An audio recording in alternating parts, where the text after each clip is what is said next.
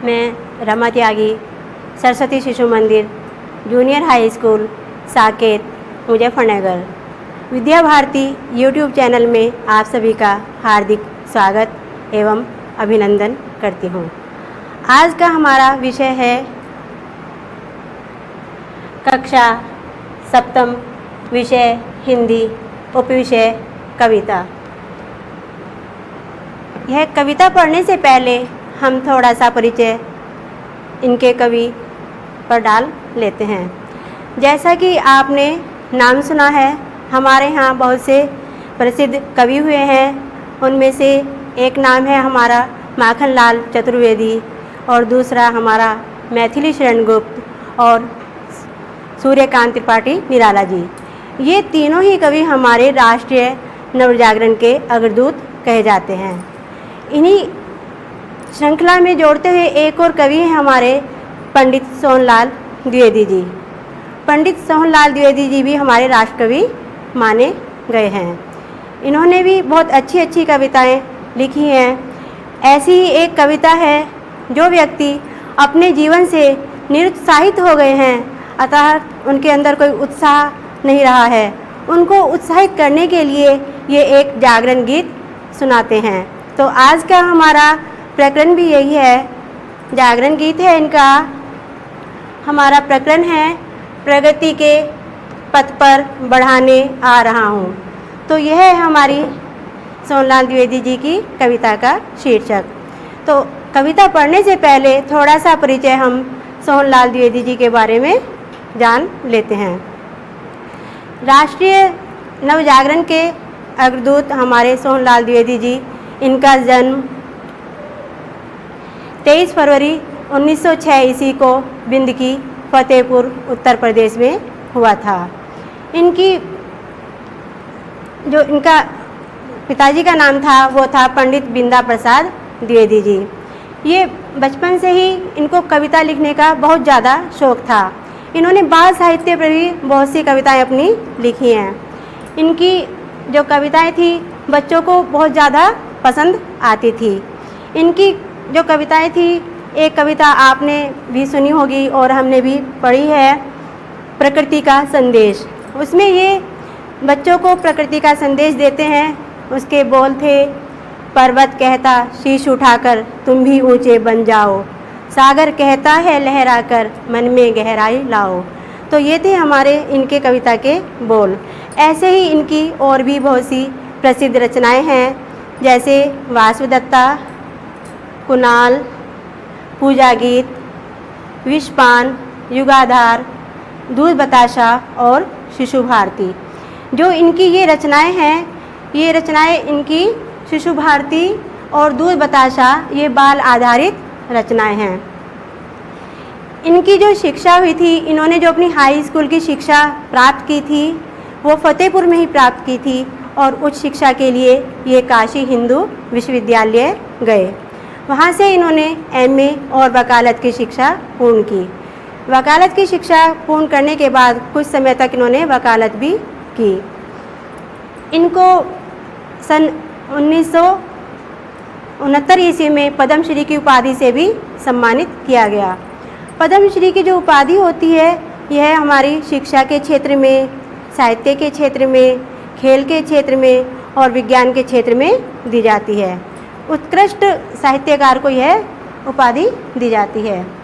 तो सोहनलाल द्विवेदी जी का यह संक्षिप्त परिचय। इनकी जो मृत्यु थी, यह अनमोल रत्न हमारा 1 मार्च 1988 ईस्वी को इस संसार से हमेशा हमेशा के लिए खो गया। तो ऐसे थे हमारे सोहनलाल द्विवेदी जी का परिचय। तो अब जानते हैं इनकी कविता। इनकी कविता है प्रगति के पथ पर बढ़ाने आ रहा हूँ।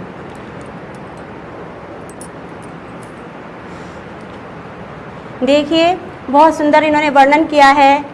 अब न गहरी नींद में तुम सो सकोगे। ये हमारे सोहनलाल द्विवेदी जी हैं, जो क्या कहते हैं कि कोशिश करने वालों की कभी हार नहीं होती और लहरों से टकराकर नौका पार नहीं होती। तो इनके यही इस कविता में इन्होंने जागरण गीत के माध्यम से क्या समझा रहे हैं, अब ने गहरी नींद में तुम सो सकोगे, गीत गाकर मैं जगाने आ रहा हूँ। अतल अस्ताचल तुम्हें जाने न दूंगा, अरुण उदयाचल सजाने आ रहा हूँ। कल्पना में आज तक उड़ते रहे तुम, साधना से सिहर कर मुड़ते रहे तुम। अब तुम्हें आकाश में उड़ने न दूंगा, आज धरती पर बसाने आ रहा हूँ। सुख नहीं है नींद में सपने संजोना, दुख नहीं है शीश पर यह गुरुभार ढोना। शूल तुम जिसको समझते थे अभी तक, फूल मैं उसको बनाने आ रहा हूँ। गीत गाकर मैं जगाने आ रहा हूँ। देख कर मझधार को घबरा न जाना, हाथ ले पतवार को घबरा न जाना। मैं किनारे पर तुम्हें थकने न दूंगा, पार मैं तुमको लगाने आ रहा हूँ। गीत गाकर मैं जगाने आ रहा हूँ। तोड़ दो मन में कसी सब श्रृंखलाएं, तोड़ दो मन में बसी संकीर्णताएं। बिंदु बनकर मैं तुम्हें ढलने न दूंगा, सिंधु बन तुमको उठाने आ रहा हूँ। तुम उठो धरती उठे नभ सिर उठाए, तुम चलो गति में नई गति झंझनाए। विपत होकर मैं तुम्हें मुड़ने न दूंगा, प्रगति के पथ पर बढ़ाने आ रहा हूँ। गीत गाकर मैं जगाने आ रहा हूँ। तो इन कविता की पंक्तियों का भाव अब हम समझते हैं। देखिए, सबसे पहले हम बताते हैं कि इस कविता का क्या उद्देश्य है। इस जागरण गीत में कवि जो है असावधान जो लोग हैं उनको सोने के बदले जागने के लिए प्रेरित करता है और उनको प्रगति के पथ पर आगे बढ़ने का संदेश देता है।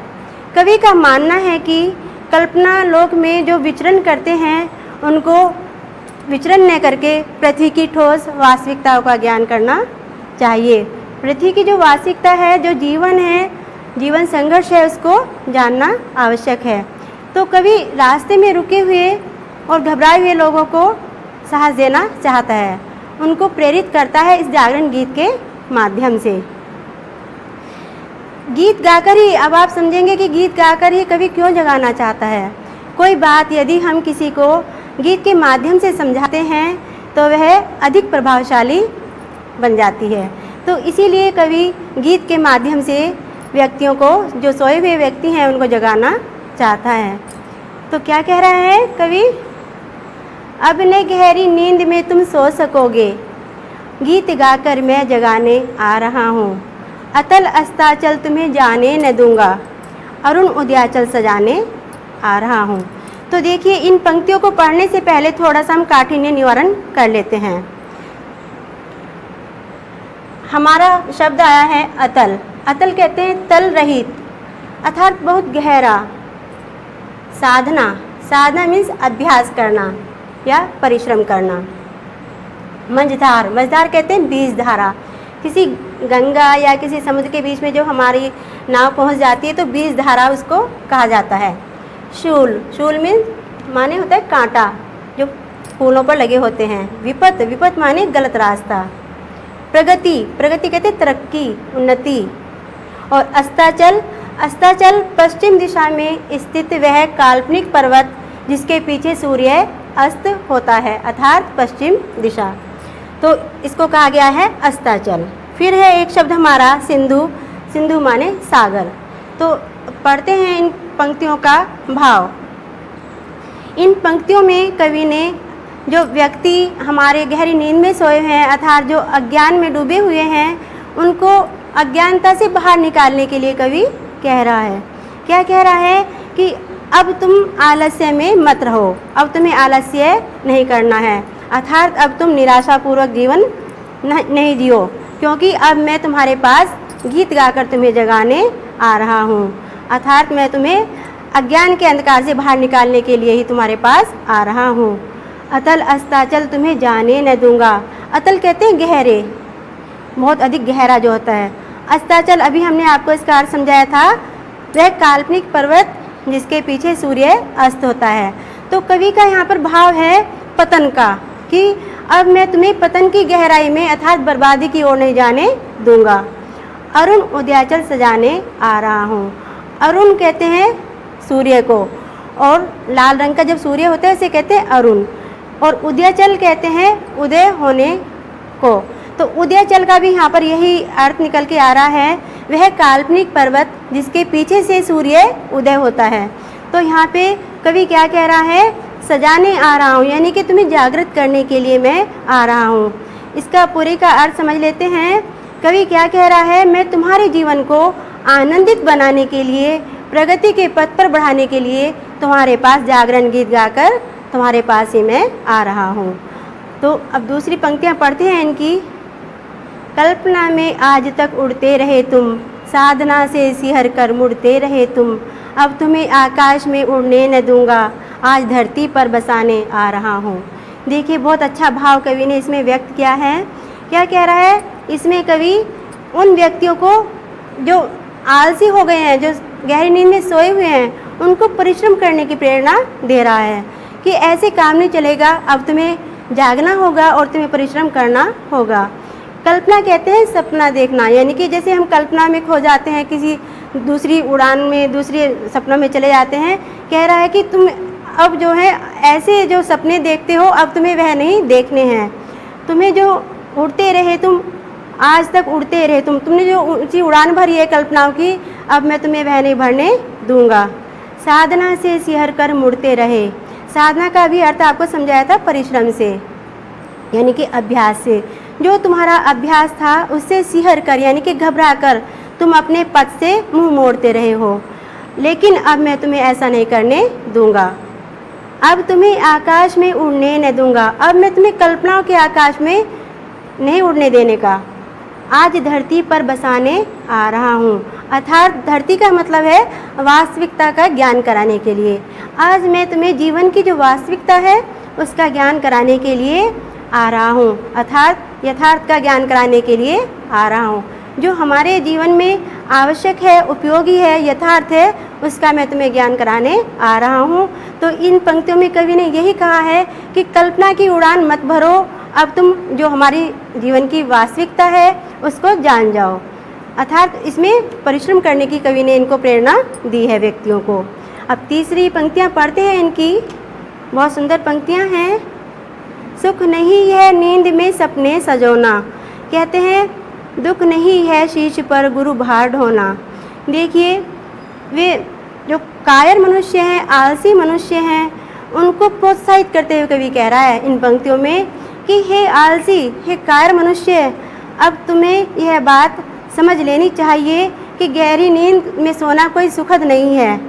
सुख नहीं है नींद में सपने सजोना, जो तुम नींद में सपने देखते हो ये कोई सुखदायी नहीं होते।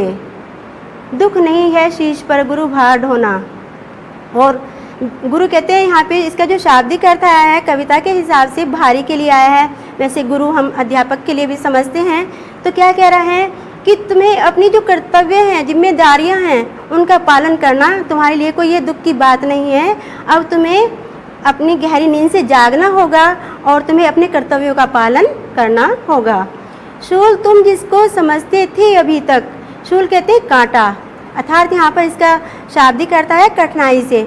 जिसको तुम अपनी कठिनाई समझते थे, अपने जीवन की कठिनाई समझते थे, अब मैं फूल उसको बनाने आ रहा हूँ। अर्थात उन कठिनाइयों को मैं फूल यानी कि सरल बनाने के लिए ही तुम्हारे पास आ रहा हूँ। तो बहुत सुंदर इसमें भाव कवि ने व्यक्त किया है। अगली पंक्तियाँ इनकी पढ़ लेते हैं। देख कर मझधार को घबरा न जाना, हाथ ले पतवार को घबरा न जाना, मैं किनारे पर तुम्हें थकने न दूंगा, पार मैं तुमको लगाने आ रहा हूँ। तो इन पंक्तियों में भी कवि ने ऐसे मनुष्य को जो आलसी हैं, सोए हुए हैं, उनको धैर्य रूपी हिम्मत से काम लेने के लिए कह रहा है कि तुम्हें जो है मझधार कहते हैं बीज धारा, तो कि तुम्हें जो तुम्हारा जो जीवन है, इस जीवन को जो है मझधार में आके, इनके बीज धार में आके आपको घबराना नहीं है, आपको तो धैर्य और हिम्मत से काम लेना है।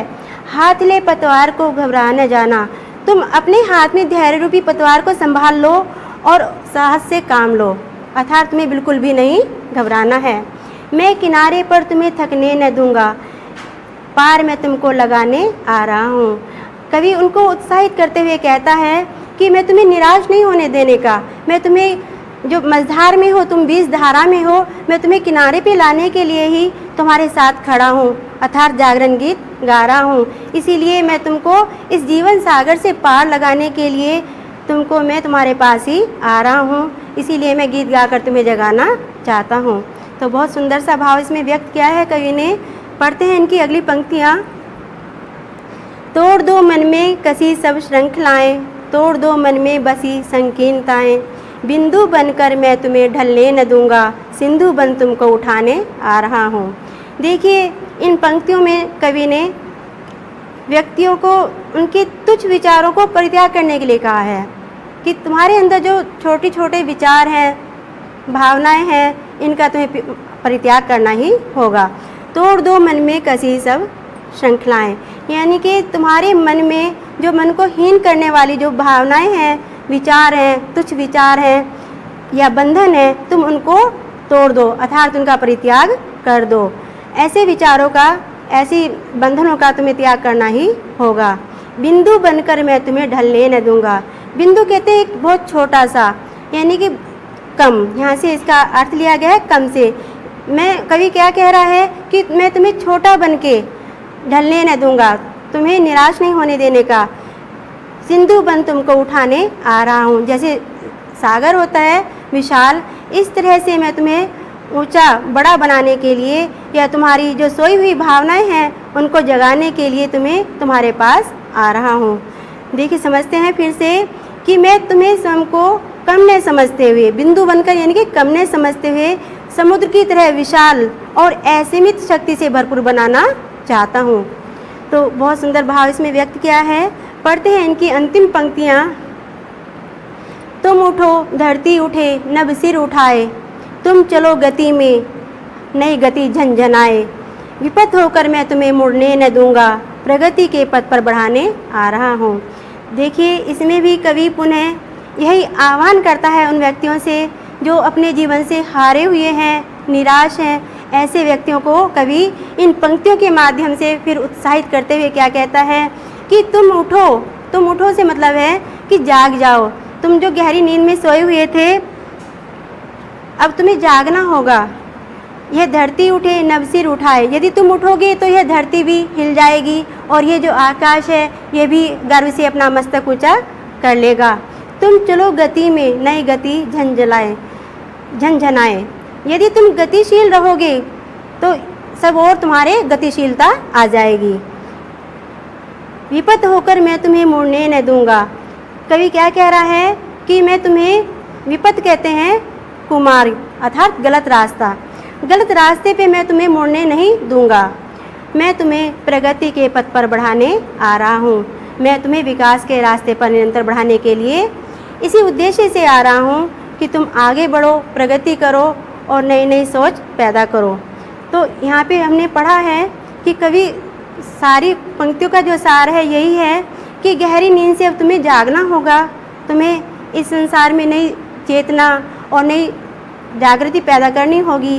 तो इसमें इन पंक्तियों में जैसे हम शुरू से अब तक पढ़ते आए हैं तो हमें वीरता का भाव संचार हो रहा है, यानी कि वीर रस की हमारे अंदर उत्पत्ति हो रही है।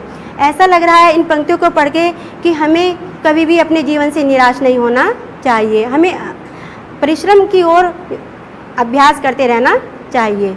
तो बहुत सुंदर इनकी पंक्तियाँ थी। ये थी हमारी पंडित सोनलाल द्विवेदी जी की पंक्तियाँ। तो अब चलिए थोड़ा सा इनका अभ्यास प्रश्न कर लेते हैं जो कविता से हैं। तो कवि किनको जगाने का प्रयास कर रहा है? तो हमने अभी कविता में आपको समझाया था कि अब न गहरी नींद में तुम सो सकोगे, गीत गाकर मैं जगाने आ रहा हूँ। तो कवि किसको जगाने के लिए कह रहा है? कवि उनको जगाने के लिए कह रहा है जो अभी तक गहरी नींद में सोए हुए थे, अर्थात अज्ञान में या अंधकार में डूबे हुए थे। तो उनको जगाने का कवि प्रयास कर रहा है। तो इस प्रश्न का उत्तर यही हुआ कि गहरी नींद में सोए हुए अज्ञान के अंधकार में डूबे हुए व्यक्तियों को जगाना चाहता है। प्रश्न 2 है, सुख की नींद में देखे गए सपनों का क्या परिणाम होता है? जो हम सुख की नींद में सपने देखते हैं तो वह सपने हमारे काल्पनिक होते हैं। तो उनका क्या परिणाम होता है? यदि हम सुख की नींद में सपने देखते हैं तो उनका बोझ कम नहीं होकर और अधिक ही हमारे ऊपर हो जाता है।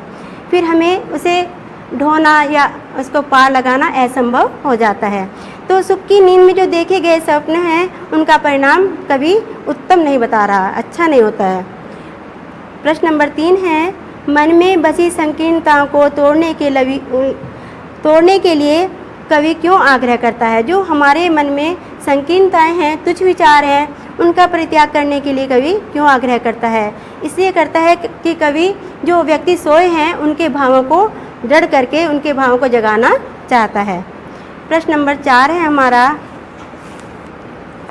प्रगति के पथ पर चलने से क्या परिवर्तन होते हैं? जब हम प्रगति के पथ पर चलते हैं, उन्नति के मार्ग पर चलते हैं, तो मनुष्य के अंदर क्या परिवर्तन होते हैं? तो मनुष्य के अंदर जब प्रगति की ओर चलता है तो नवचेतना आती है, गतिशीलता आती है और सब ओर से उसकी उन्नति होती है। कवि का बिंदु से सिंधु बनाने का क्या तात्पर्य है? प्रश्न नंबर 5 है हमारा, तो बिंदु से मतलब कम। तो कवि इसमें क्या कहता है? इसका उत्तर है कि स्वयं को कम नहीं समझते हुए तुम्हें समुद्र की तरह विशाल और असीमित शक्ति से भरपूर समझना चाहिए। तो ये थे हमारे प्रश्नोत्तर। अब आ जाते हैं हम भाषा की बात पर।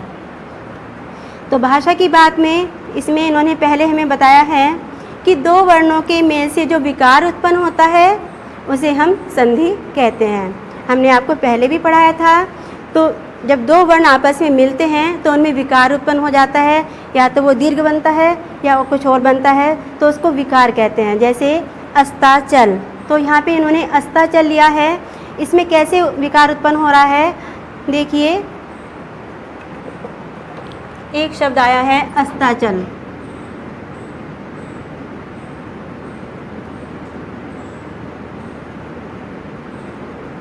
जब हम इसकी संधि करेंगे तो इसको दो भागों में हम इसको विच्छेद करेंगे तो ये हमारा बनेगा अस्त जमा अचल। अब देखिए इसमें विकार कैसे उत्पन्न हो रहा है। जो हमारा ये अंतिम वर्ण है, यहाँ पे हमारी ए की ध्वनि निकल रही है, और फिर हमारा जो ये वाला शब्द है यहाँ पर भी हमारी ए की ही ध्वनि निकल रही है। तो आपको हमने समझाया था कि इनमें विकार उत्पन्न हो जाता है। जब दो स्वर्ण आपस में मिलते हैं तो वो हमारे दीर्घ बन जाते हैं, बड़े बन जाते हैं। तो ए जमा ए हमारा बनकर हो गया आ। तो अब हमारा आ यहाँ पर जो आया है, ये यहाँ पर मात्रा के रूप में आया है अस्ताचल। आपको समझ में आ गया होगा। तो ऐसे ही आपको दो शब्द और बनाने हैं। जैसे आपको ये समझाया है, ऐसे ही आपको दो शब्द और बनाने हैं। एक शब्द मैं आपको और बता देती हूँ, जैसे आपका विद्यालय, विद्या प्लस आलय। तो ऐसे ही आपको दो शब्द और बनाने हैं इसके संधि के। फिर है आपका दूसरा भाषा की बात में पर्यायवाची। पर्यायवाची शब्द आपने पहली कक्षा में भी हमने पढ़ाए थे कि समानार्थी शब्द ही होते हैं। जैसे आकाश, तो आकाश के हम दूसरे नाम भी ले सकते हैं। नभ है, गगन है, व्योम है। फिर हमारा दूसरा शब्द आया है पृथ्वी। तो पृथ्वी को भी आप भूमि, भू, धरा, वसुंधरा कई नामों से पुकार सकते हैं। तो ये इसके क्या हुए? पर्यायवाची शब्द। ऐसे ही पुष्प, तो पुष्प का यहाँ पर हमने आपको बताया था फूल, जो कविता में भी शब्द आया था, फूल, सुमन, कुसुम, प्रसून, ये इसके समानार्थी शब्द हैं अर्थात पर्यायवाची शब्द हैं। अब आपको तीसरा प्रश्न दिया है, उपसर्गों की सहायता से दो दो शब्द बनाइए। तो हमने आपको समझाया था कि उपसर्ग जो होते हैं किसी शब्द में पहले जुड़ के उसका अर्थ परिवर्तन कर देते हैं। तो इन्होंने हमें पहला शब्द दिया है अहित।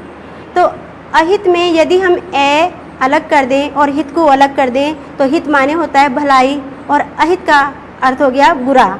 तो अब इसमें जब ए जमा हित आया तो अहित बन गया। ऐसे ही आपको और शब्द बनाने हैं। ए अप से बनाना है, तो अप से आप क्या बनाएंगे? अपमान। तो अपमान हो गया आपका अपयश हो गया या फिर आपका अपव्यय हो गया, तो इस तरह से आप इसके और शब्द बना सकते हैं। अन, अन लगाकर भी आपको 2 शब्द बनाने हैं। जैसे आपका अन से अनादर हो गया, अनावश्यक हो गया, अनादि हो गया, तो इस तरह से आप और भी शब्द बना सकते हैं। परि, परि से आपका परिक्रमा, परिणाम, परिवर्तन, तो ये शब्द आपको मैंने समझा दिए हैं, तो इस तरह से आप और भी शब्द बना सकते हैं।